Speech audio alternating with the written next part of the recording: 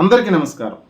తమిళనాడు ఎలక్షన్స్లో కనీవిని ఎరుగని రీతిలో ఘన విజయం సాధించినటువంటి సినీ నటుడు, టీవీకే పార్టీ అధినేత విజయ్ జోసెఫ్ ఇప్పుడు అధికార పగ్గాలు చేపట్టే దిశగా పావులు కదుపుతున్నారు. త్వరలోనే ఆయన తమిళనాడు రాష్ట్ర ముఖ్యమంత్రిగా ప్రమాణ స్వీకారం చేయడానికి కూడా సన్నాహాలు చేసుకుంటున్నారు. అయితే విజయ్ సాధించినటువంటి ఈ ఘనత తమిళనాడు అంతటా కూడా సంబరాల్లో ముంచెత్తుతుంటే, ఆంధ్రప్రదేశ్లో మాత్రం ఇదే విషయం ఇప్పుడు హాట్ టాపిక్గా మారింది. ఆంధ్రప్రదేశ్లో విజయ్ యొక్క విజయం సరికొత్త సమీకరణాలకు, సరికొత్త చర్చలకు తెరతీసింది. ఒక పక్క జనసేన పార్టీ అధినేత పవన్ కళ్యాణ్పై సోషల్ మీడియా వేదికగా విపరీతమైనటువంటి ట్రోలింగ్ జరుగుతుంది. విజయ్ సింగిల్గా పోటీ చేసి అతి తక్కువ కాలంలోనే ముఖ్యమంత్రి స్థాయికి ఎదగగలిగాడు. కానీ పవన్ కళ్యాణ్ ధైర్యం చేయలేకే ఆంధ్రప్రదేశ్లో ఆ స్థాయికి చేరుకోలేకపోయారని చెప్పి ట్రోలింగ్ జరుగుతుంటే, ఇక్కడ మరొక సరికొత్త అంశం ఆంధ్రప్రదేశ్ రాజకీయాల్లో సరికొత్త చర్చకు తెరలేసింది. ఏమిటా విషయం? 2029 ఎలక్షన్స్ లోపు ఆంధ్రప్రదేశ్లో మరో సరికొత్త పార్టీ పుట్టబోతుందా? 2029 ఎలక్షన్లో బరిలో నిలవబోతుందా? ఏమిటా పార్టీ? ఆంధ్రప్రదేశ్కి సంబంధించి ఒక హీరో, ప్రముఖ హీరో రాజకీయ రంగ ప్రవేశం చేయబోతున్నారు. ఆయన పార్టీ పెడితే విజయ్ లాగే సక్సెస్ అవ్వగలరని చెప్పి సరికొత్తగా ఆయన అభిమానుల్లో అయితే చర్చ విపరీతంగా జరుగుతుంది. ఎవరా హీరో? ఆయన రాజకీయ పార్టీ పెడితే సక్సెస్ కాగలరా? ఈ విషయాలన్నీ ఒకసారి పరిశీలిద్దాం. ఆంధ్రప్రదేశ్కి సంబంధించి ఒక స్టార్డమ్ కలిగినటువంటి ఒక హీరో జూనియర్ ఎన్టీఆర్. ఆయన రాజకీయ రంగ ప్రవేశం చేయాలి. ఇదే సరైన సమయం. ఆయన పార్టీ పెట్టినట్లయితే విజయ్ ఏ విధంగా సక్సెస్ అయ్యాడో ఆ విధంగానే జూనియర్ ఎన్టీఆర్ కూడా రాజకీయంగా సక్సెస్ కాగలరన్న ఆలోచన, అటువంటి చర్చ జూనియర్ ఎన్టీఆర్ అభిమానుల్లో అయితే విపరీతంగా జరుగుతుంది. ఇంతకీ జూనియర్ ఎన్టీఆర్ పార్టీ పెడతారా లేదా, ఆయన రాజకీయంగా ముందుకు వస్తారా లేదన్న విషయం అటుంచితే, గతంలో జూనియర్ ఎన్టీఆర్ 2009 ఎలక్షన్లో తెలుగుదేశం పార్టీ తరఫున ప్రచారం చేశారు. ఆ తర్వాత అక్కడక్కడ కొన్ని మీటింగ్స్లో మాత్రమే కనబడిన తర్వాత పూర్తిగా తెలుగుదేశం పార్టీ ఆయన విస్మరించింది, ఆయన పట్టించుకోలేదు. ఆయన కూడా రాజకీయంగా తెరమరుగైపోయాడు. తెలుగుదేశం పార్టీకి సంబంధించినటువంటి వారు ఇప్పుడు నిజంగా జూనియర్ ఎన్టీ పార్టీ పెడితే ఎవరికి నష్టం? వాస్తవంగా ఆలోచిస్తే వైఎస్ జగన్మోహన్ రెడ్డి గారికి కానీ వైఎస్ఆర్ కాంగ్రెస్ పార్టీకి కానీ వచ్చినటువంటి నష్టం ఏమీ లేదు. కానీ నిజంగా జూనియర్ ఎన్టీఆర్ గారు కానీ పార్టీ పెడితే తెలుగుదేశానికి సంబంధించినటువంటి అక్కడ ఉన్నటువంటి పార్టీలో అసంతృప్తితోటి ఆశావహులుగా ఉన్నటువంటి వారందరూ కూడా జూనియర్ ఎన్టీఆర్ పంచం చేరే అవకాశం ఉంది. ఆ రకంగా ఆ పార్టీ బలోపేతను కూడా వారు సహకరిస్తారన్నటువంటి చర్చ అయితే జరుగుతుంది. జూనియర్ ఎన్టీఆర్ తండ్రి హరికృష్ణ గారు గతంలో నందమూరి తారక రామారావు గారి ఎన్నికల యొక్క చైతన్య రథ సారథిగా అయితే ఉన్నారు. ఆ తర్వాత కాలంలో చంద్రబాబు నాయుడు గారు తెలుగుదేశం పార్టీని తన చేతుల్లోకి తీసుకున్న తర్వాత ఒకసారి మంత్రిగా పనిచేశారు. తర్వాత ఆయన కూడా తెలుగుదేశం పార్టీకి దూరంగా ఉంటూ వచ్చారు, తెరమరుగైపోయారు. కానీ ప్రారంభంలో తెలుగుదేశం పార్టీ చంద్రబాబు నాయుడు చేతిలోకి వచ్చిన తర్వాత ప్రారంభంలో అన్నా టీడీపీ అని ఒక పార్టీకి హరికృష్ణ గారు సారథ్యం వహించారు. ఆ టైంలో ఆ పార్టీ తరఫున ఆయన ఎమ్మెల్యేగా కూడా పోటీ చేయడం జరిగింది. తర్వాత ఆ పార్టీ యొక్క పరిస్థితి కూడా పూర్తిగా కనుమరుగైంది. అయితే గత కొంతకాలంగా జూనియర్ ఎన్టీఆర్ గారు తన రాజకీయ సమావేశాల్లో తన తండ్రి ఆశయాలను కొనసాగిస్తానంటూ వాటిని ముందుకు తీసుకువెళ్ళటమే తన ధ్యేయం అని చెప్పి పలు సందర్భాల్లో సినీ వేదికల మీద కావచ్చు, పబ్లిక్ మీటింగ్స్లో కావచ్చు, కొన్ని చోట్ల ఈ రకమైనటువంటి వ్యాఖ్యలు చేసిన నేపథ్యంలో ఒకవేళ జూనియర్ ఎన్టీఆర్ గారు ఏమైనా తన తండ్రి నాయకత్వం వహించినటువంటి, తన తండ్రి సారథ్యంలో నడిచినటువంటి అన్నా టీడీపీ పార్టీని ఏమైనా పునరుద్ధరిస్తారా, లేకపోతే ఓన్గా మరొక పార్టీని స్థాపించి ముందుకు వెళతారా అన్నది జోరుగా చర్చ జరుగుతుంది. అయితే జూనియర్ ఎన్టీఆర్ అయితే దీని మీద ఏ రకమైనటువంటి స్పష్టత ఇవ్వలేదు. కానీ ఇక్కడ చూస్తున్న పరిణామాలన్నీ కూడా మరొక కొత్త పార్టీ ఆంధ్రప్రదేశ్లో ఆవిర్భవించడానికి ఒక రకమైనటువంటి వాతావరణం ఏర్పడిందనే విషయం స్పష్టమవుతుంది. ఎందుకంటే సినీ నటులుగా విజయ్ కంటే ముందు దిగ్గజ నటుడుగా ఉన్నటువంటి కమల్ హాసన్ గారు పార్టీ పెట్టారు.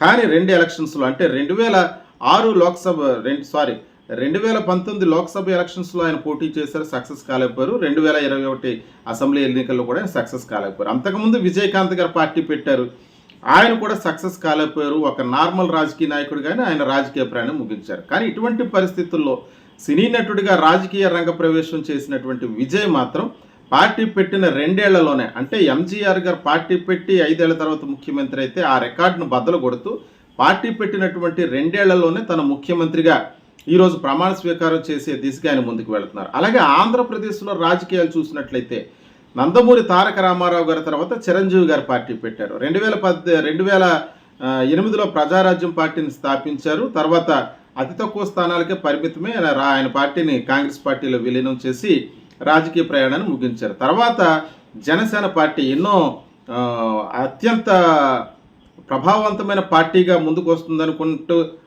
ప్రారంభించబడినటువంటి జనసేన పార్టీ ఈరోజు సొంత పార్టీలో పవన్ కళ్యాణ్ యొక్క తీరుని జనసేన పార్టీ నాయకులే విమర్శించి బాహాటంగా తెలుగుదేశం పార్టీకి చాలా తక్కువ స్థాయిలో మనం తెలుగుదేశం పార్టీకి సేవ చేసే విధంగా పార్టీ దిగజారిపోతుంది, దీనిపై పవన్ కళ్యాణ్ సమగ్రమైన నిర్ణయాలు తీసుకోవాలి, సరైన నిర్ణయం తీసుకుని బయటకు వచ్చి స్వతంత్రంగా పార్టీ నడిపించే విధంగా దిశానిర్దేశం చేయాలని చెప్పి జనసేన పార్టీలో ఉన్నటువంటి కార్యకర్తలు, నాయకత్వం వహించే వాళ్ళు కొంతమంది బాహాటంగా పత్రికల వేదికగా అలాగే సోషల్ మీడియా వేదికగా పవన్ కళ్యాణ్పై ఒత్తిడి తీసుకొస్తున్నటువంటి పరిస్థితి.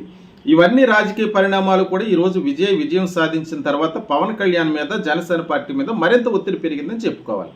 ఈ టైంలో జూనియర్ ఎన్టీఆర్ లాంటి వ్యక్తులు కొత్తగా పార్టీ పెడితే అది ఎంతవరకు ప్రభావం చూపగలుగుతుంది, ప్రభావం చూపిస్తుందా లేదన్న విషయం పక్కన పెడితే జూనియర్ ఎన్టీఆర్కి ప్రధానంగా తెలుగుదేశం పార్టీలో ఒక పెద్ద ఫ్యాన్ బేస్ ఉంది.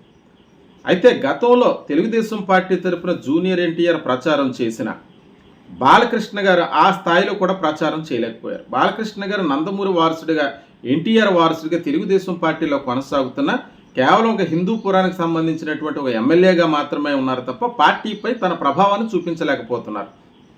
ఇదే సమయంలో జూనియర్ ఎన్టీఆర్ పార్టీకి పూర్తిగా తెరమరుగైపోయారు.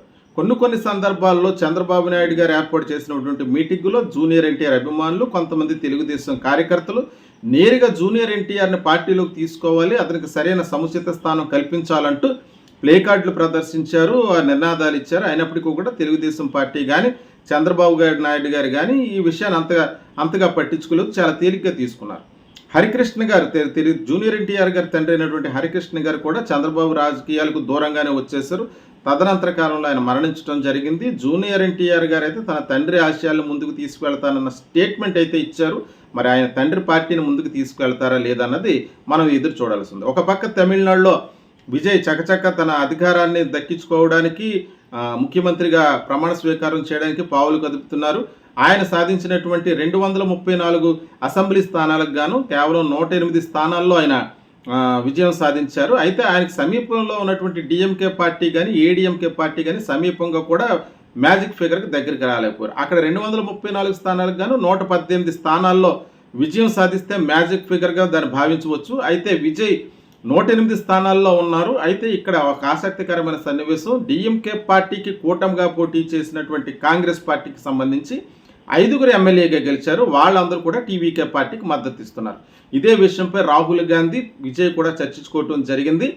అలాగే సిపిఎం పార్టీ, సిపిఐ పార్టీ తరఫున కమ్యూనిస్ట్ పార్టీకి సంబంధించినటువంటి వాళ్ళు కూడా డిఎంకే కూటమితో కలిసి పోటీ చేశారు. సిపిఐ పార్టీ తరఫున 2 గెలిచారు, సిపిఎం పార్టీ తరఫున 2 ఎమ్మెల్యేలుగా గెలిచారు. ఈ 4 కూడా టీవీకే పార్టీకి మద్దతు ఇస్తున్నారు. ఇంకా చిన్న పార్టీలు అయినటువంటి వీసీకే పార్టీకి సంబంధించినటువంటి 2 ఎమ్మెల్యేలు గెలుపొందారు, వారు. ఐయుఎంఎల్ పార్టీకి సంబంధించి 2 ఎమ్మెల్యేలు గెలిచారు, వారు కూడా. ఈ 4 ఎమ్మెల్యేలు కూడా టీవీకే పార్టీకి మద్దతు ఇస్తున్నారు. అంటే టోటల్గా మ్యాజిక్ ఫిగర్ 118 స్థానాలు ఆటోమేటిక్గా దాటేసింది. కాబట్టి విజయ్ ప్రభుత్వం ఏర్పరచడానికి ఏ రకమైనటువంటి డోకా అయితే కనిపించట్లేదు.